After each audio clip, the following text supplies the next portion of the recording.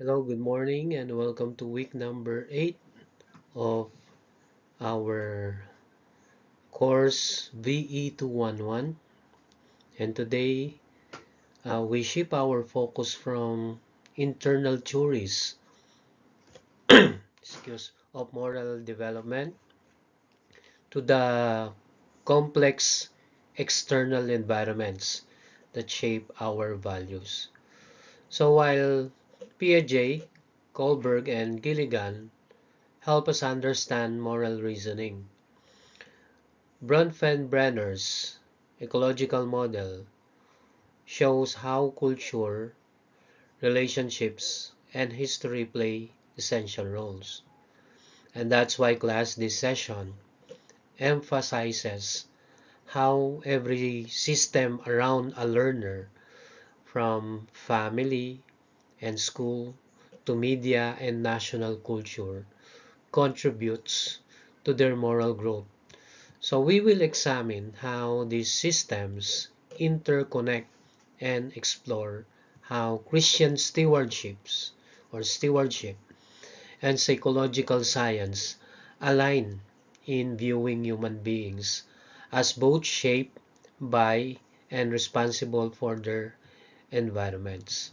So let's begin by framing today's journey, understanding how values are formed through environments and how we as values educators can guide students not only adapt but also transform these moral ecologies.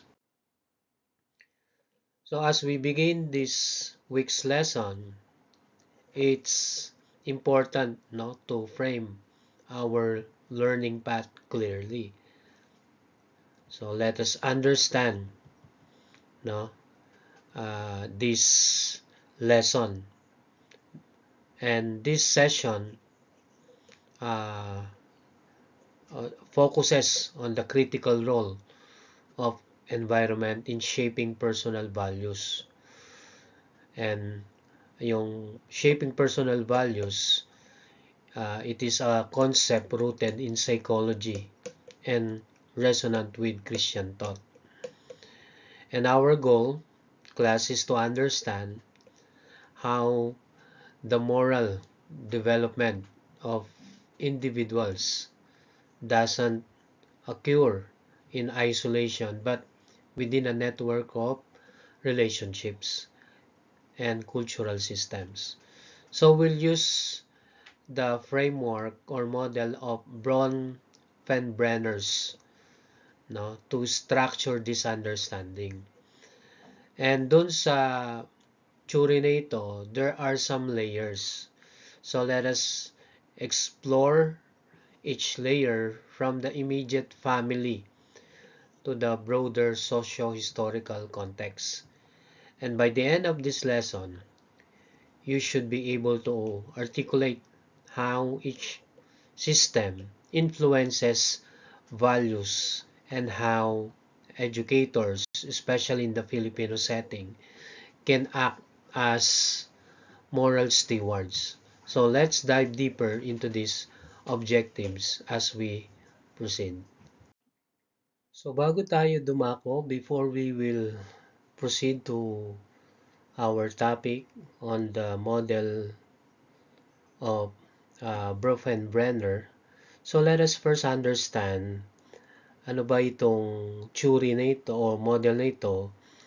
I'm going to show you a video para lalo niyong maintindihan so that you can have an overview of this discussion or topic.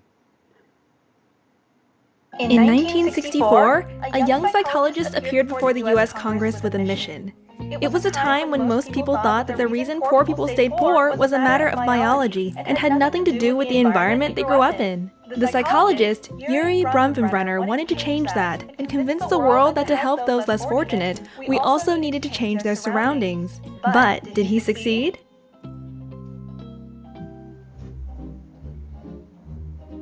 Bronfenbrenner's ecological system theory conceives that a child is influenced by 5 ecological forces. First comes the microsystem of family and friends that affect the child directly. Second are the forces of the connections between the people around the child, parents with teachers and teachers with peers. Then there are links between social settings that do not directly involve the child, such as the father with his boss, the peers with their parents, and the teacher with the principal. Next is the overarching culture, religion, and social norms that influences all others. And lastly, there is time, which changes everything over the course of one's life. Children are born into a microsystem that influences the child's experiences directly. Children from unfortunate backgrounds are more likely to experience problematic family structures, even if it's simply for the fact that parenting is more difficult if you are poor. They also encounter more negative situations at school or bad influences through friends. Consequently, a child that grows up in a negative microsystem will find it hard to succeed. The mesosystem represents the interconnections between the elements that surround the child. For example, the relationship between the father and the school teachers. If the father doesn't get along with a teacher, the child might suffer.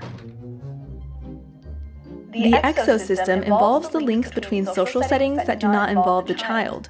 For example, a child's experience at home can be influenced by their parents' experiences at work. If the mother loses her job, there might be more arguments with the father, resulting in changes in their interaction with the child. The macrosystem describes the overarching culture that influences all other systems, such as a child's geographic location and ethnicity. Intelligent people who happen to live in bad places are more likely to move to better ones, but that also means that they are more likely to be strangers in a richer society. So, regardless of the child's biological potential or upbringing, on a macro level, he or she may still be at a disadvantage. The chronosystem refers to changes in the child and the environment over time. As the child grows up, the parents may stop loving each other and divorce, which can be traumatic for an 8-year-old boy. 5 years later, he may have come to terms with how things turned out.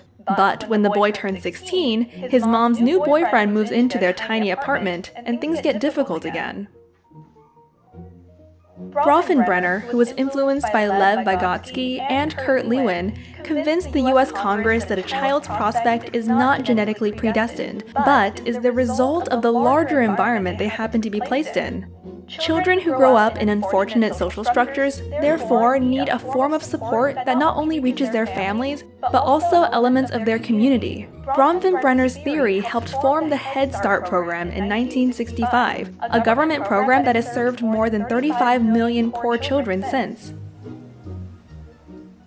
Decades later, Bronfenbrenner and Stephen Sessy proposed an extension of this theory, called the bioecological model. This new model recognizes gene-environment interactions and acknowledges the role of heritability, but adds that genes themselves are under the influence of the environment. In other words, the process of heritability varies in a magnitude of potentials. How much a child can make of the potential they inherit depends on the ecological environment. Bronfenbrenner made a critical contribution to our realization that parent-child relationships do not exist in a social vacuum, but are embedded in the larger structures such as community, society, and culture. In order to develop well, he allegedly said, every child needs at least one adult who is irrationally crazy about him or her.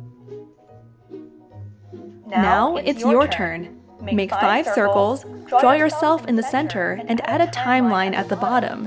Then put all the people, institutions, and forces that affect you through the 5 different systems. On the timeline below, you can add some major events from the past and those you expect in the future. Can you tell how the 5 forces are shaping your life? To read more about the topic or download the video without background music, visit SproutSchools.com.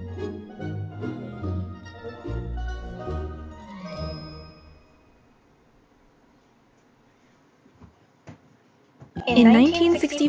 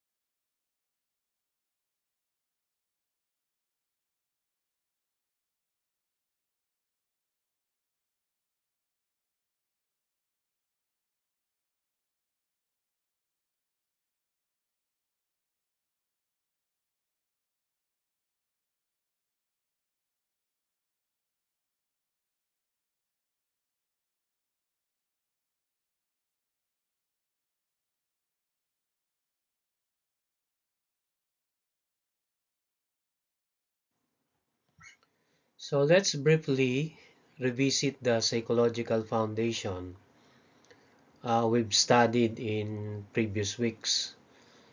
So remember, no, John Piaget taught us the moral development parallels cognitive stages. So he identified the shift from obedience-based morality in children to autonomous ethical thinking as they mature.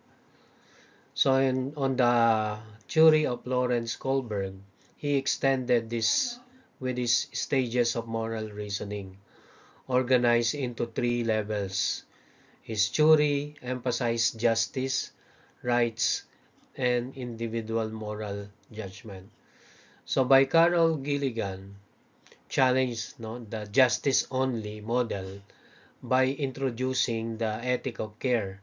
So she emphasized empathy, connection, and responsibility as equally vital to moral understanding. And these models center on internal growth, center no sa on more on internal growth, insight. And this week we broaden our view to ask, how do culture, relationships, and history influence this internal process? And that's where Bronfenbrenner's ecological systems theory takes center stage.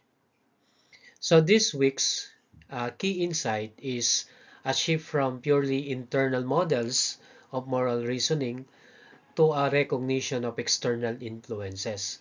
So while Piaget and Kohlberg focus on how individuals reason through ethical dilemmas, and today we ask a broader question: how do the environments we grow up in shape our values? So psychological research and everyday experience affirm that values are not developed in a vacuum, like what the video said. They are formed through our relationships, communities, and cultures.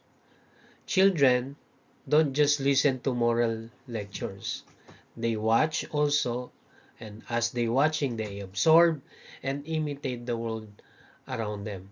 So to explore this, we turn to the Bronfenbrenner's ecological systems theory, and this will help us map the layered, not the layered environmental systems that impact a child's moral development, from their parents and peers to culture and historical context.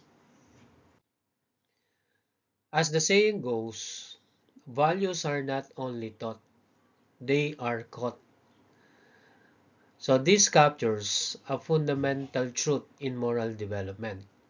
So while formal instruction and rule setting matter, the more powerful lessons come from everyday life. Children watch how their parents resolve conflicts. 'Di ba? Doon sa previous discussion natin, yung modeling, no? Nakikita ng bata yung ginagawa ng kanyang mga magulang. And that's why ganun din, no? Sa atin as teachers, yung children, they also watch us how teachers handle discipline and how also peers talk about fairness and loyalty. So every environment a child enters become a moral classroom, whether it's the dining table, the playground, or a social media thread. Each space sends a moral cues, and this continuous exposure shapes their beliefs about right and wrong more deeply than any other any textbook. So Bronfenbrenner's ecological model gives us a tool, no, to analyze these influences. It helps us become aware of what messages we are transmitting, not just through curriculum, but also through culture. So now that we understand values are shaped by the environment, so we introduce a powerful framework that helps explain how this happens. So ito yung Bronfenbrenner's ecological systems theory. So Bronfenbrenner viewed human development not as isolated growth, but as a product of interrelated systems na merong concentric rings, yung bilog, no, which is the center around you as an individual. Doon sa circle na yon, ikaw yung concentric rings, nandun ka inside the circle at napapalibutan ka ng circle na yon. At merong mga tao doon like your family, the microsystem, and at the center is the child, o yung we call it the learner. And around them are the 5 environmental systems. Una, di ba, yung binanggit ko, like the microsystem, yung family, like family and school, and the mesosystem, ito yung connections between the microsystems. And the exosystem, ito yung mga indirect influences like media. And the macrosystem, ito yung cultural context. And the chronosystem, ito yung time and life transitions. And this model helps us see how each ring of influence plays a role in moral formation, and why educators must pay attention to all these layers to guide holistic value education. So let's dive deeper into how Bronfenbrenner conceptualized the ecology of moral development. So he used a model of nested systems. So itong nested systems, we have what they call the concentric circles around the individual. And each system represents a unique layer of influence. From the people a child interacts with daily to the broader cultural forces that shape societal norms. For example, no, a child might first learn honesty from their parents or from their teachers. That is the microsystem. If the school and family reinforce this value together, no, meron sa school, meron din sa family, they reinforce this value together, like yung honesty. So nagkakaroon ito yung tinatawag nating mesosystem. So nagkakaroon ng it becomes more stronger yung pagiging honest nila. But if the child sees this honesty normalized, for example in politics, napapanood niya sa social media, ito yung kanyang exosystem, 'di ba, yung flood control, 'di ba, yung mga bata ngayon alam na nila yung flood control, yung corruption. So napapanood niya, if the child sees dishonesty na normalize na in politics or social media, this value may be challenged. So imagine, no, tinuruan sila ng magulang nila na honesty is the best policy, and then sa school ganun na reinforce. And then nung napanood niya sa social media yung kanyang exosystem, ay nag-iba, no, na challenge kasi na-normalize na yung corruption. And at a higher level, societal laws and cultural traditions, our macro system, help define what honesty means. Finally, over time, as the child experiences life transitions and general change, like ito yung chronosystem, their understanding of honesty continues to evolve. Yun lang, may mga challenges lang. And that's why this ecological view of moral growth encourages us to consider values not as fixed traits but as a dynamic outcomes of environmental interactions. So let us now understand the theory of Bronfenbrenner. So first, the microsystem. So the microsystem is the most immediate and impactful environment in child's development. Ano ito, no? Pag sinabi nating microsystem, it includes their family, teachers, classmates, and peers. Those they interact with daily. This is where values are modeled most directly. In the Filipino context, this system plays a significant role. The value, for example, yung paggalang, for example, is not taught by theory but practiced through actions like yung pagsabi ng opo, po, and listening to elders and observing familiar roles. So when adults consistently model values like honesty, fairness, and kindness, children internalize these lessons at a deep level. However, the microsystem can also become a source of confusion if it is inconsistent. For instance, if a parent demands honesty but is in lying, nagsisinungaling, the child receives mixed messages. Educators must be mindful of how our daily behavior shapes moral formation in this immediate system, yung kanilang micro system. At kasama tayo dyan sa kanilang microsystem as values educators. So let's bring the microsystem concept to life through a concrete example. So learning the value of honesty at home, children observe whether parents keep promises. 'Di ba? Minsan yung mga magulang, they mean what they do not mean what they are saying. Sasabihin nila, bibilang ka ng ito, ganito. And that's why yung mga bata, they observe whether parents keep promises, tell the truth, or model accountability. A father who admits mistakes or mistake, or a mother who returns excess change from the market teaches honesty not by lecture but by example. That's why in the classroom, teachers reinforce this value by praising honesty in student behavior, like admitting to a forgotten homework or by designing assessment that reward integrity. Now, you can reward or you can ask the student na kung merong hindi niya nagawa ang assignment so that they will tell it honestly sa iyo. And you praise that, no? Kapag sinabi nila, I'm sorry, at least they are honest. And these small reinforcements play a large role in moral learning. So when the home and school consistently affirm the same value, for example, yung honesty kanina, a child's moral foundation becomes stronger.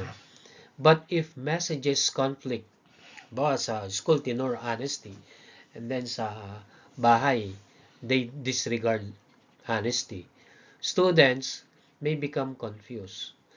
Moral clarity requires a consistency across this microsystem or microsystems. So next, the mesosystem. So the mesosystem builds on the microsystem by exploring the connections between those direct relationships. And think of how a child's home life and school environment interact. So when these microsystems collaborate, moral development flourishes.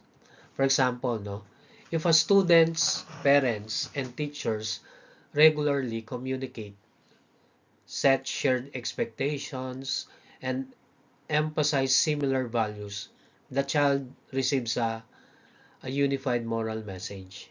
Nagkakaroon ng tinatawag na harmony reinforces.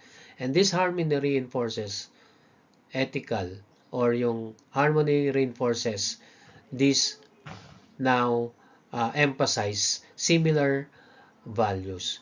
But when systems clash, say respect is modeled at home but in school the learner experiences moral confusion. In such cases, children must choose which environment to trust. That's why in Filipino context, this alignment is supported through practices like parent-teacher conferences. Kaya napaka-importante ng PTA. No? Napaka-importante nito. And ito yung part na tinatawag nating sa layer na yun, yung mesosystem. connecting moral environments. And like yung parent-teacher conferences, religious education, which reinforce shared moral themes like compassion, discipline, and respect. So as values educators, our role is to promote these strong linkages across systems. So let's look at a practical case within the Meso system. So honesty reinforced through homeschool cooperation.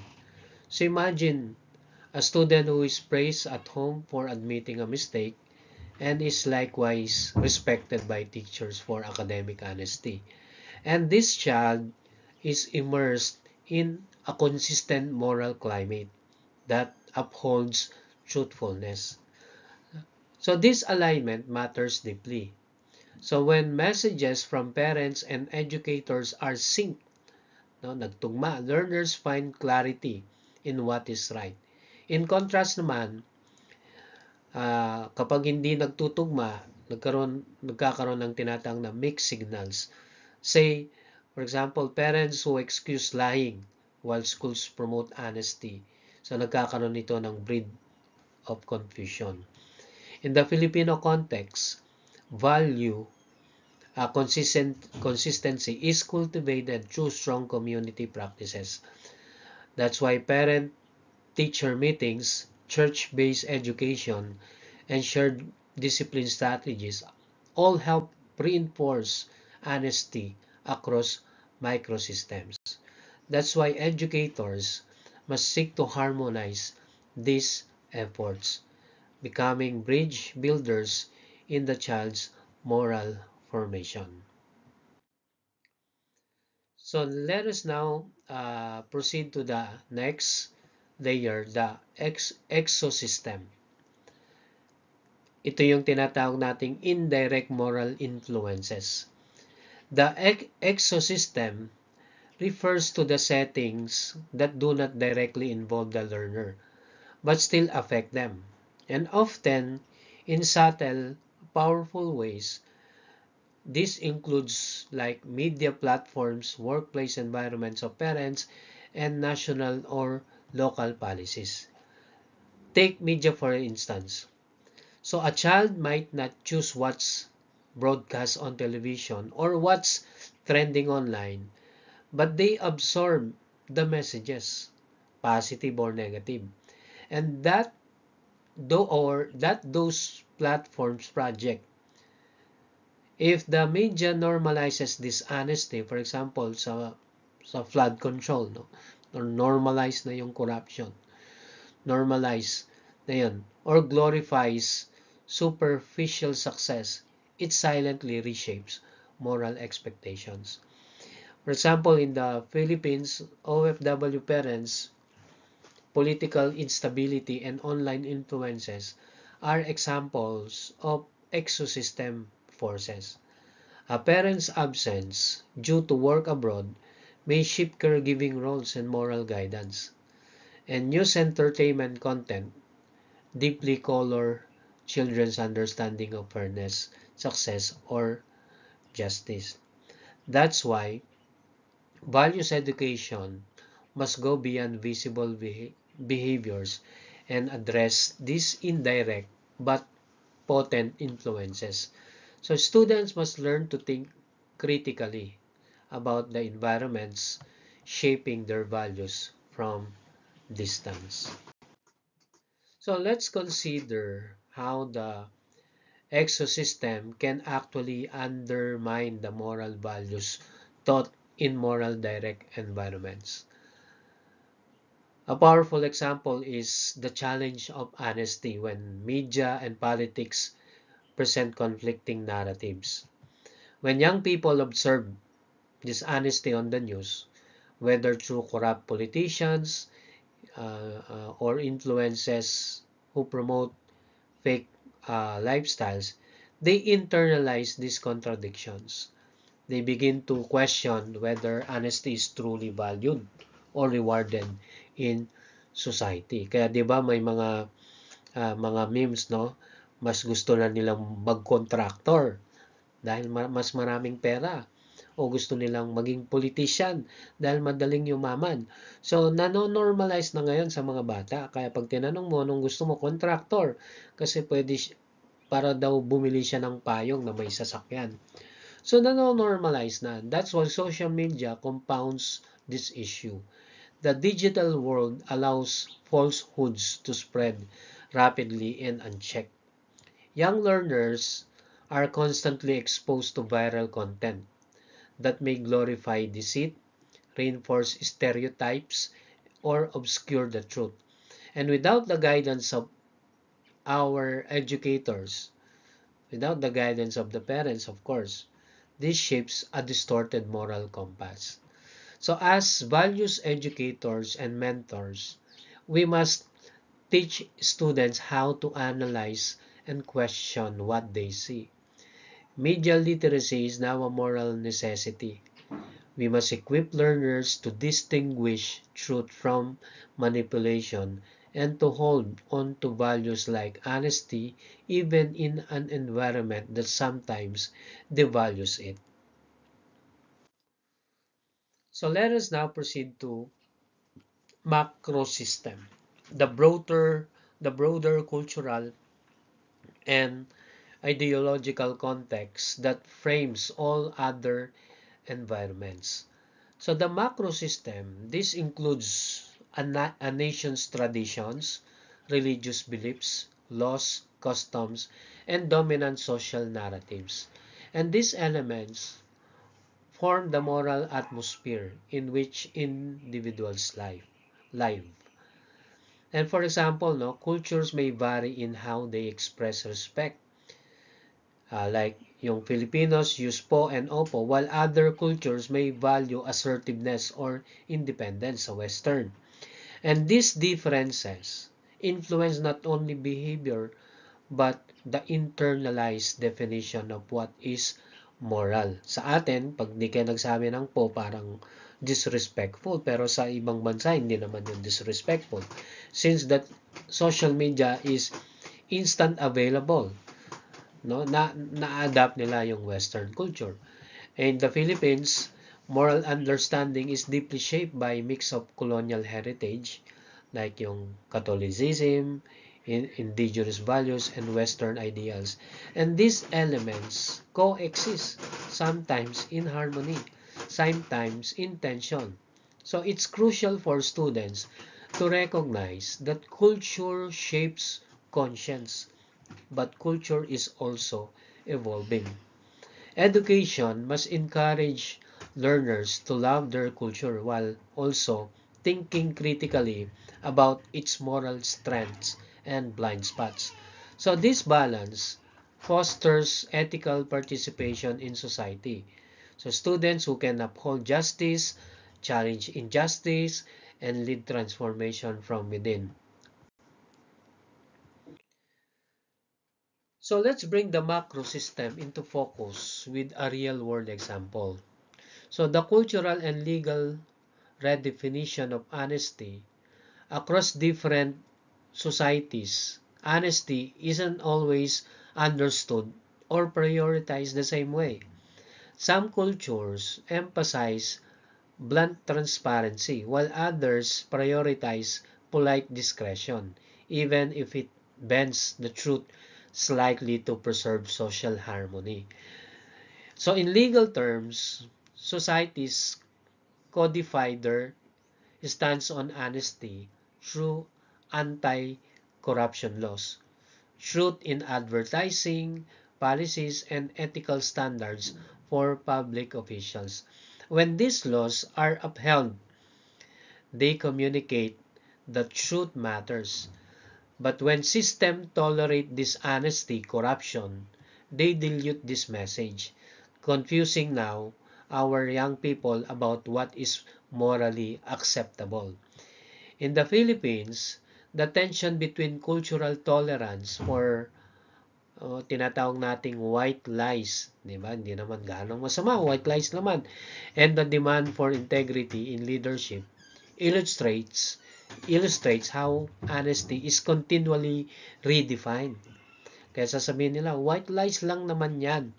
Students may witness dishonesty rewarded in media or politics, weakening the moral foundation built at home or school.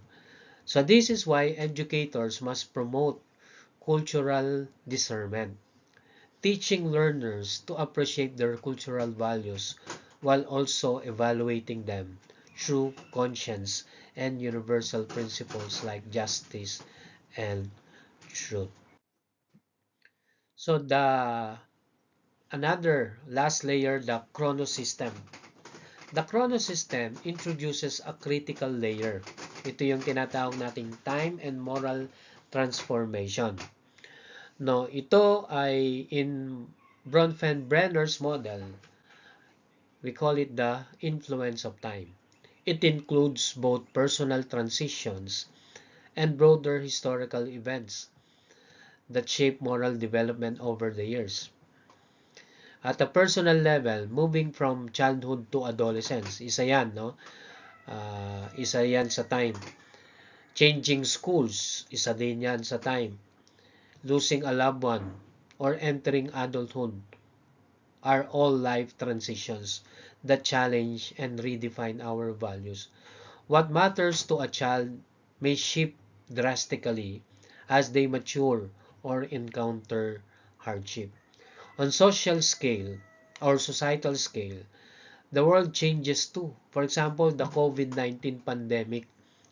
The COVID-19 pandemic redefined values like empathy, responsibility, and truth in both digital and physical classrooms. The digital era introduced moral dilemmas about privacy, authenticity, and online behavior. And the challenge is to adapt without losing moral anchors. Educators must help students discern which values are culturally trendy versus those that are ethically timeless. So we must prepare them not just for today's world, but for future that continues to shift. So let's illustrate how the chrono system works through the real historical shifts.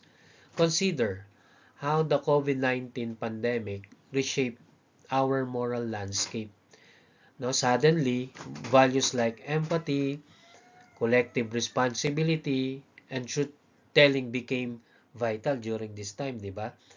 And children experience these changes not just in news but in their daily lives through lockdowns, online classes, and family health concerns.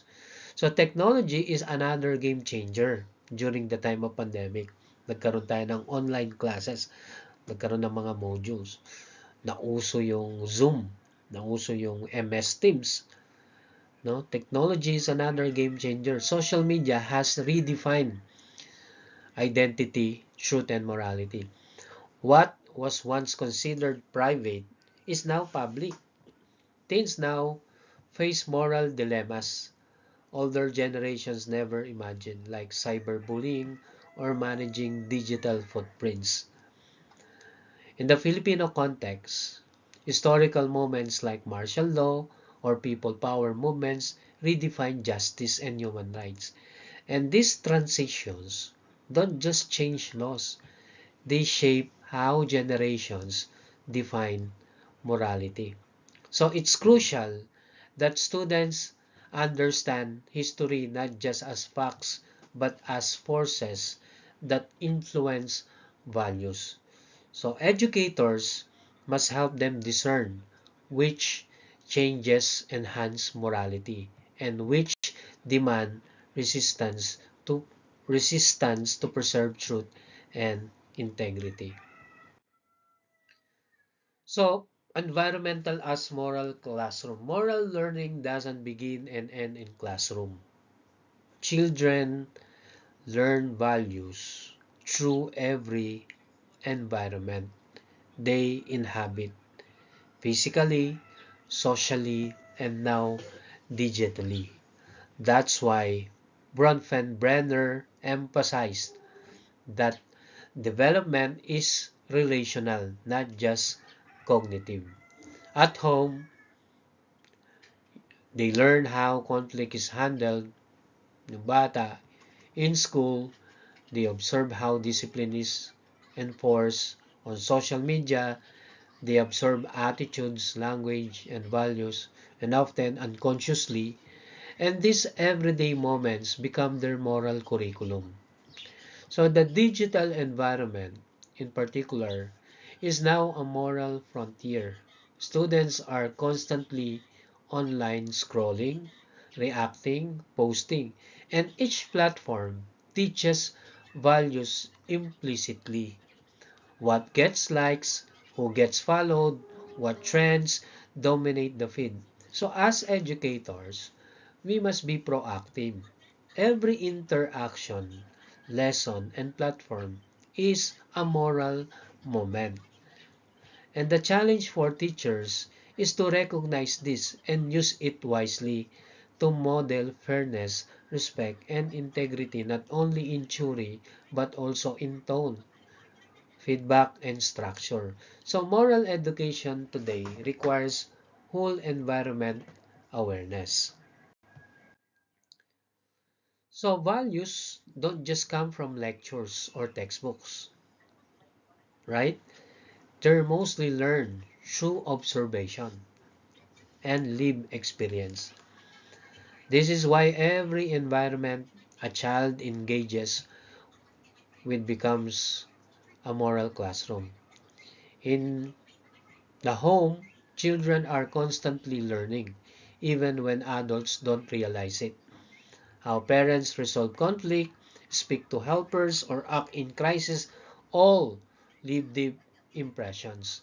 And these small moments build the child's foundation of right and wrong. At school naman, rules and relationships become a teaching tools. How fairly a teacher enforces discipline, how peers support or exclude one another, these experiences teach justice, respect, and empathy more powerfully than worksheets. So then there's the community. So do neighbors help each other? Do people throw trash properly? Do leaders act with integrity? So these public behaviors influence how children think society should work. And the challenge is to ensure all these environments align toward a coherent moral message. So let us now proceed to the digital environment and values. So the digital environment is no longer optional. It's a central part of youth life. Kang tawag sa kanila, digital natives. Ganon din sa ating mga, sa amin, mga matanda, no? Matanda. So social media platforms are modern moral classrooms. So you can use now the social media, no, to influence people around us, or not just only around us but also globally. So we can make use of this to show our advocacy. That's why social media platforms are modern moral classrooms, teaching values both uh, subtly and directly. So what gets shared, who goes viral, and how people comment all communicate what is admired and imitated. So if influencers model generosity, ba meron tayong mga influencers na nagbibigay ng pera, or activism, ano yung mga nagrarally, students absorb that. Kaya yung mga karamihan na nagrarally, mga Gen Z, di ba? So they were influenced, no, sa kanilang nakita. If trends reward arrogance, deception, or superficiality, those become internalized too. And this moral formation is constant, quick, and emotionally charge. A single viral, a single viral post can teach more about social values than an entire week of classroom discussion. Imagine, isang viral post lang, can uh, absorb, no, can teach more about social values than an entire week of classroom discussion. And this makes digital discernment essential. Students need to ask, is this post true? Does it promote good? What values does it teach? So, kailangan maturuan din natin sila to discern o magkaroon sila ng tinatawag na digital discernment. And educators must integrate digital ethics into values education. Huwag basta-basta mag-share, huwag basta-basta mag-click, o huwag basta-basta mag-post. So we can integrate digital ethics into our values lessons. Not just warning against misuse, but actively cultivating online responsibility, truthfulness, and compassion. So, morality is not only a personal journey, it's also a cultural one. How values are expressed often depends on the society in which we live. So, culture teaches children not just what is right, but how rightness looks. Pinapakita natin. Not just only an abstract, but also we are showing to them ano yung itsura ng right. And take respect as an example. In the Philippines, yung pagsabi ng po and opo and respectful body language, yung pagmano, show reverence for elders. In Western cultures, eye contact and confident speech may be the sign of respect.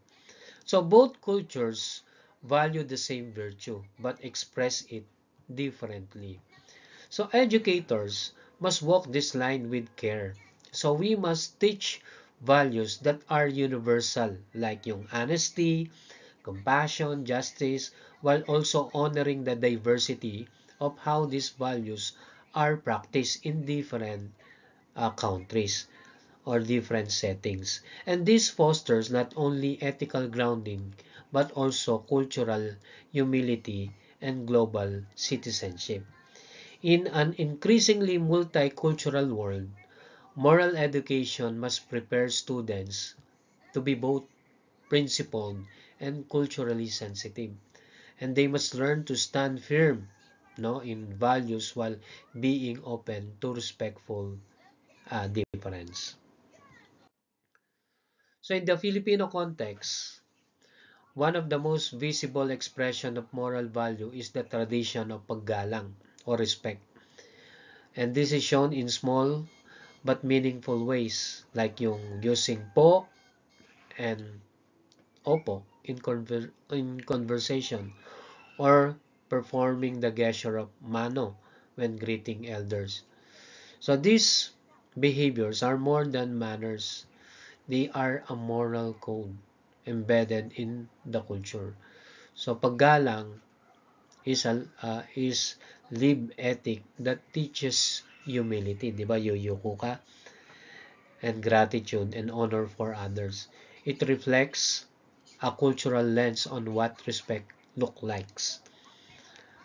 So Bronfenbrenner's ecological theory helps us see how this value is passed through the microsystem in the home, at school, and in spiritual communities. So children don't just learn don't just learn this through instruction. They absorb it from repeated practice and social expectation.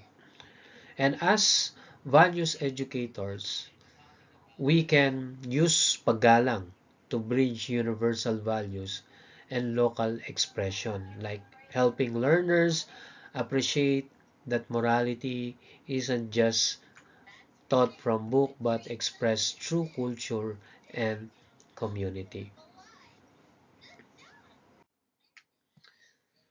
Okay, let's take a moment to explore cultural morality through Christian lens. So according to Acts chapter 17 verse 26, God made every nation and determined their boundaries and times in history. So this affirms that culture is not random. It's a sacred context within which people live, grow, and make moral choices. So from this perspective, every culture carries both gifts and blind spots. So wala namang perfect na culture, no? It can be your other cultures, meron siyang blind spot sa iyo, other culture ay okay. So every culture carries both gifts and blind spots. And the role of Christian is to steward culture, to preserve what is good and align it more closely with God's justice, truth, and compassion. And it's not about rejecting culture, no? But transforming it from within. And that's why this view complements Bronfenbrenner's theory by adding a spiritual dimension. The systems around a person are not just social, they are part of a divine plan that calls for human partnership and responsibility. So for students of any faith, this concept promotes respect for diversity and the ethical call to improve society.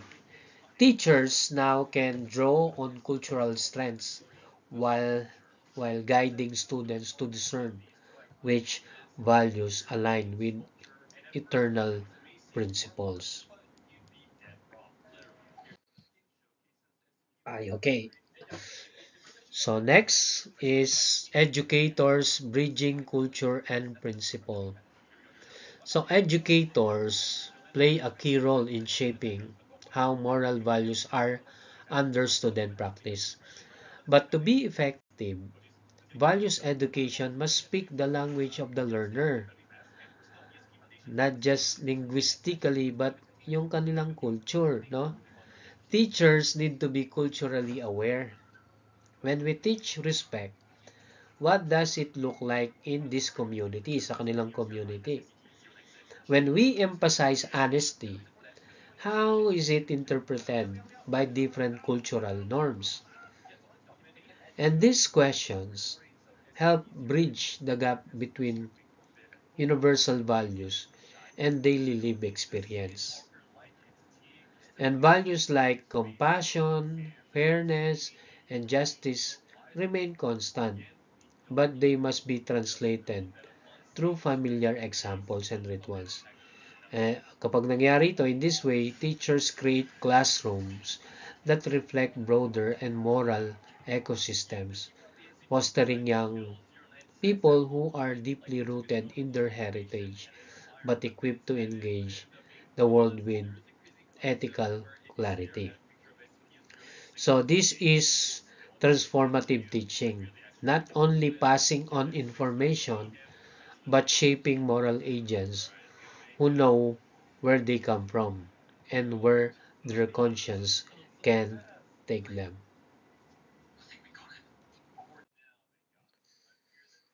Okay, so there's a striking convergence between psychology and Christian theology on one truth. So character grows in relationships. So, di ba? As just like psychology, you grow from your character. Ganon din yung Christian theology. So that's why Bronfenbrenner describe moral and psychological development as rooted in proximal processes. Ano ito? Repeated, meaningful interactions that shape identity and values. Whether it's caring a parent, an encouraging teacher, or a loyal friend, the quality of these relationships has a profound effect on moral formation. The Bible also agrees. Proverbs 27 verse 17 says, "As iron sharpens iron, So one person sharpens another. So our relationships refine our conscience and character. A kind word, a correction given in love, or an example of integrity, these moments shape who we are. And that's why it's vital to foster environments where healthy, truthful, and respectful relationships can thrive. So educators are not just instructors, they are relational anchors. And every classroom is a relational moral ecosystem where virtue can either flourish or wither. So the Filipino environment is an incredibly dynamic and moral classroom. So children are constantly surrounded by messages. Some align with their virtues, some in conflict with their virtues. And they experience respect and discipline at home, compassion and faith, excuse, in spiritual communities, teamwork and responsibility in school, but also celebrity culture and instant gratification in media. And this environment doesn't lack values. It overflows with them. And the task is not only to learn, but to sort which voices are worth following dun sa kanilang mga nakikita na or sa kanilang environment. And which cultural habits need to be questioned or reshaped. Teachers now play a vital role in this process. We are not neutral observers, but active moral guides. In a society so rich in tradition and so exposed to rapid global change, our classrooms become places where values are not only taught, but clarified, tested, and strengthened. So by integrating contextual examples and cultural insight, educators help learners become morally discerning participants in their culture, ready not only to reflect its best values, but to challenge its worst habits. So values conflict and the role of the teacher. In the midst of today's moral noise, students often find themselves caught between conflicting messages. Parents may teach them respect, but social media may reward sarcasm. Schools preach honesty, while political realities sometimes glorify deception. And this moral dissonance can create deep confusion to our learners. And this is where teachers step in, not just to deliver the curriculum, but to help students process these mixed signals. And we must become moral guides. No, kaya nga sa ibang school or sa mga schools, if they found out that you are uh, a values major, gagawin kang guidance counselor, no? Or associate guidance counselor. So kasi we become moral guides, helping learners discern what aligns with their conscience and what compromises it. And this involves more than moralizing.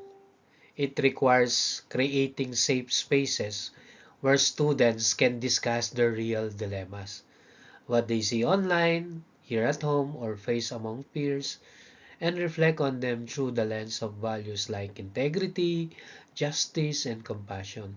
So our role as educators is not to impose answers, but to sharpen their ability to choose wisely amid.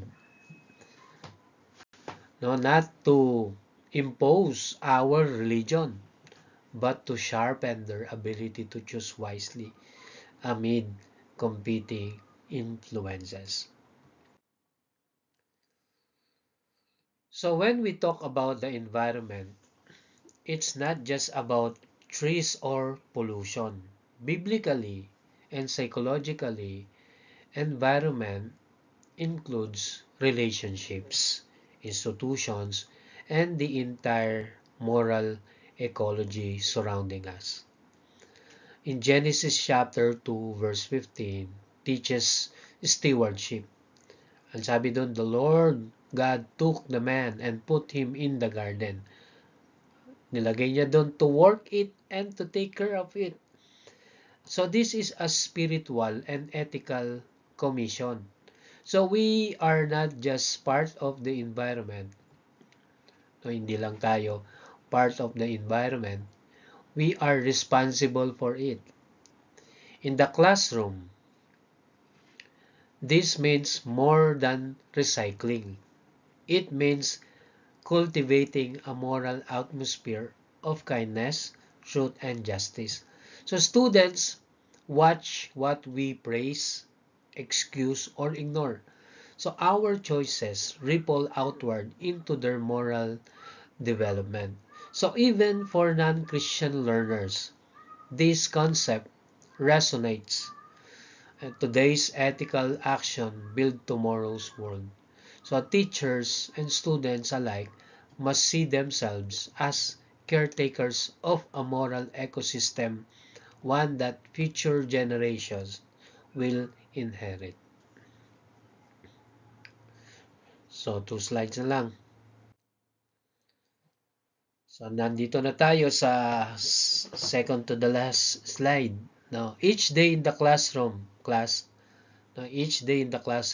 we help shape a world, not just by what we teach, but how we live and interact.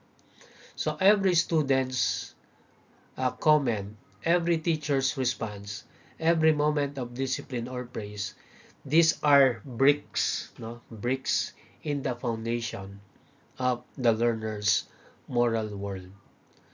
And the environment is not neutral, it teaches. If our classrooms are spaces of respect, integrity, and care, then these values will travel beyond our walls. If the environment permits cruelty, dishonesty, or indifferences, then those values take root as well. So as educators, we design moral ecosystems. Kaya nga values educators tayo eh. And students are not just passive recipients, they are active agents. When they choose kindness, speak truth, and act justly, they co-create a classroom that mirrors the better world we all hope to live in. And this is the heart of moral ecology in education, shaping the environment by how we live within it. So last slide. This final slide captures the soul of our entire discussion. We do not simply inherit a moral world. We actively shape and renew it. Whether as students, teachers, or citizens, each of us has a role to play in making the world more just, truthful, and compassionate.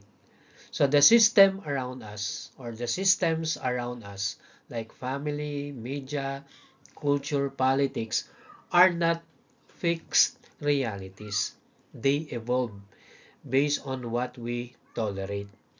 No, dati hindi naman corrupt, pero ngayon corrupt because nag-evolve based on what we tolerate, based on what we celebrate, and what we change. So moral ecology teaches that values are shaped by environments, but those environments are in turn shaped by our choices. So educators are builders of futures, students are architects of culture, and together we hold the tools for transformation. So let this lesson be not just theoretical, but transformational. So live as if your classroom, your community, and your culture depend on your integrity because they do. Maraming salamat, and I hope you learn a lot from this topic, and I hope I will see you next kailan ba? Monday, right? So tayo, see you next Monday. Thank you and God bless you all.